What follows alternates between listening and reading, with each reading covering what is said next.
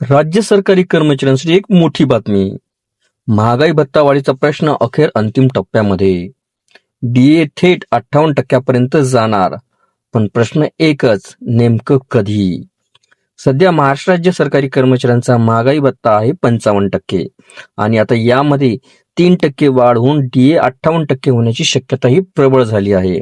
महत्वाची बाब म्हणजे केंद्रीय सरकारी कर्मचाऱ्यांचा महागाई भत्ता आधीच 55% वरून 58% इतका करण्यात आला आहे आणि ही वाढ जुलै 2025 पासून लागू सुद्धा आहे. देशातील अनेक राज्यांनी केंद्राच्या धर्तीवर आपल्या कर्मचाऱ्यांचा डीए हा वाढवलेला आहे. मात्र महाराष्ट्र राज्य कर्मचारी अजूनही प्रतीक्षेमध्येच आहेत. यामागचं कारण काय?